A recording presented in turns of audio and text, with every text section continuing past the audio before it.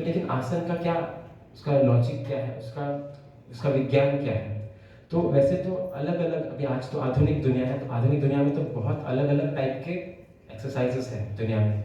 आजकल तो जिम जाते हैं बच्चे, काफ़ी लोग अलग-अलग टाइप के स्पोर्ट्स के एक्टिविटीज़ भी करते हैं। तो फिर योगा ही क्यों?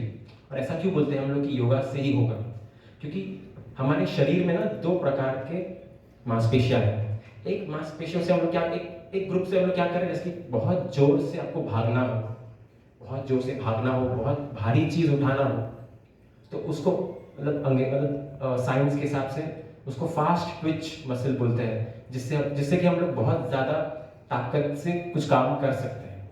और फिर एक मसल होता है स्लो ट्विच मसल, इसको रेड मसल भी बोलते हैं, जो स्पाइन का मसल होता है, जिससे हम लोग क्या करते हैं, जिससे हम लोग खड़े रहते हैं, बैठते हैं, चलते हैं। तो इसमें ज़्यादा पावर नहीं होता है, इस मसल में ज़्यादा ताकत नहीं होता है, लेकिन इसमें बहुत ज़्यादा एंड्योरेंस होता है। क्योंकि आप जिंदगी पर बहुत ज़्यादा भारी चीज़ उठाने वाले नहीं हो, आप जिंदगी पर बहुत तेज़ी से भागने वाले नहीं हो।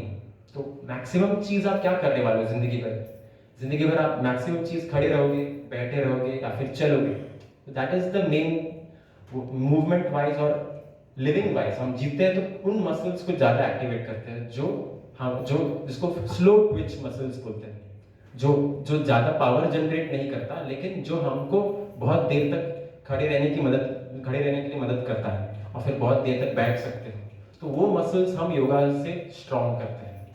और फिर इंसान का जो डिजाइन है, इंसान का जो ढांचा है, शरीर का ढांचा है, उस ढांचे के हिसाब से हम लोग आसन करते हैं। तो आसन का काम क्या है? एक तो वो मसल्स को स्ट्रॉन्ग करना, वो मसल्स को ताकत देना जो हम लोग पूरी जिंदगी इस्तेमाल करने वाले हैं।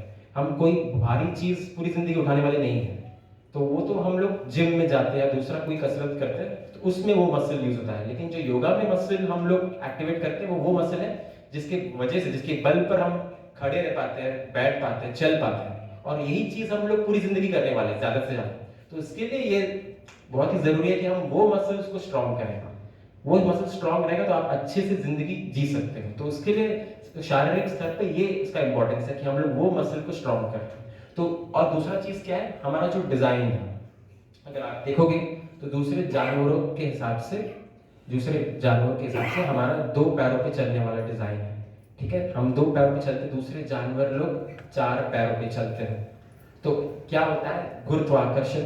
गुरुत्वाकर्षण क्या कर रहा है, दूसरे जानवरों को इतना तकलीफ नहीं होता है, लेकिन हमको क्यों बैक प्रॉब्लम होता है? क्योंकि हम ऐसे खड़े रहते हैं 2 पैरों पे। तो गुरुत्वाकर्षण के कारण क्या होता है, वो जो मसल है वो कंप्रेस होने लगता है। जैसे जैसे एज बढ़ता है तो मसल वीक हो जाता है, स्पाइन का मसल वीक हो जाता है।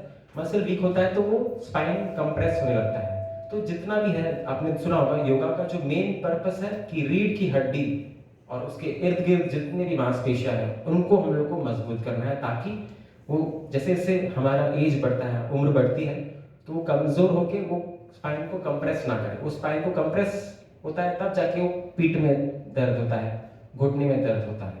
ठीक है, तो वो दर्द ना हो, तो वो बेसिक चीज को हम लोग स्टार्ट करेंगे। तो फर्स्ट सबसे पहले एक शारीरिक रूप से भी और मानसिक स्तर पे भी और इवन आध्यात्मिक स्तर पे भी सबसे पहले एक इंसान ने क्या किया था, वो दो पहले बचपन में हम लोग क्रॉल करते थे चारों पैर में, फिर सबसे पहले हम लोग क्या किया, सीधा रीढ़ की हड्डी को सीधा करके 2 पैरों पे चलने लगे। तो जो 2 पैरों पे बैलेंस करना है, दैट इज द बेस। जो हम लोग आसन करते हैं, जो फिजिकल प्रैक्टिस करते हैं, तो सबसे शुरुआत में हम लोग को उस बेस के ऊपर ध्यान देना है। तो हम लोग